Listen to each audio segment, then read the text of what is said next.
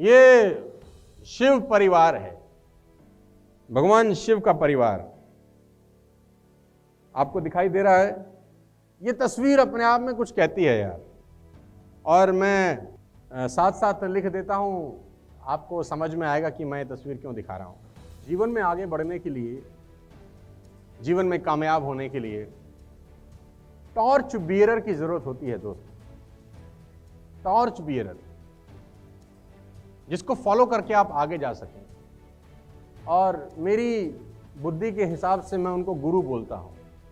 आप में से कितने लोग ऐसे हैं जिनको गाड़ी चलाने आती है? आप में से कितने लोग ऐसे हैं जिन्होंने कोहरे में गाड़ी चलाई है? कोहरे में, जब कोहरा होता है, घना कोहरा, तो नॉर्मली जब कोहरा होता है तो क्या करते हैं? एक तो आप इंडिकेटर है ना, सामने वाली गाड़ी को फॉलो करते हैं। कितनी गजब की बात। अगर कोई ट्रक चल रहा है या कोई बस चल रही है या कुछ भी आगे गाड़ी चल रही है तो अपन उसके पिछू गाड़ी लगा लेते हैं। थोड़ा सा गैप देके उसके पिछू गाड़ी लगाते हैं, हाँ या ना? फॉलो करते हैं उसको।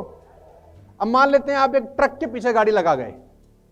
दिल पे हाथ रख के बताओ, भगवान कसम है तुमको पता होता है उसके बाद लाइसेंस है कि नहीं है? तुमको पता होता है वो आदमी चला रहा है कि औरत? तुमको पता होता है कि उसने पी रखी है कि नहीं पी रखी? तुमको उसका नाम पता होता है, उसका ब्लड ग्रुप पता होता है, उसके बारे में तुमको क्या पता होता है? और जिंदगी दांव पे लगा देते हो। वो 40 पे तो तुम 40 पे, वो 60 तो तुम 60, वो 20 तो तुम 20। उसने ब्रेक दबाई तो तुमने ब्रेक दबाई। ना जान ना पहचान, आहा, ना लेना ना देना, ना मिले ना कभी मिलेंगे। वो फिर चालू तो तुम फिर चालू। ब्लाइंडली फॉलो करते हो जबकि जिंदगी दांव पे लगी। हाँ या ना? क्योंकि जब आगे नजर ना आए तो हमेशा उसको फॉलो करना चाहिए जो आगे चल रहा है और जिसको आगे नजर आ रहा है। इसको मैं बोलता हूं गुरु। गुरु दो शब्द से मिलकर बना है, गु और रू। गु का मतलब होता है डार्कनेस और रू का मतलब होता है उजाला। जो डार्कनेस से उजाले की तरफ ले जाए उसको बोलते हैं गुरु। You cannot kick the darkness out of the place. आप कभी भी अंधेरे को लात मार के नहीं भगा सकते, because darkness is not in existence by itself. क्योंकि अंधेरे का अपने आप में एग्जिस्टेंस होता ही नहीं है।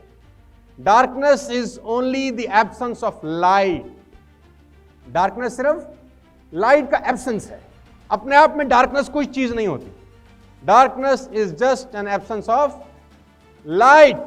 लाइट बहुत, जैसे ही आपने लाइट जलाई अंधेरा, तो अंधेरा होता नहीं है। अंधेरा सिर्फ इसलिए होता है क्योंकि रोशनी नहीं होती। एंड व्हेन वी से लाइट, वी वैल्यू लाइट। जब हम लाइट की बात करते हैं तो हम लाइट को वैल्यू देते हैं, because it brings clarity. If there were no light you can not see clearly. अगर लाइट ना हो तो क्या आप क्लियरली देख सकते हैं? And when there is a light you can see very clearly. So what you actually value is not light, you actually value is clarity. आप लाइट को भी वैल्यू नहीं देते।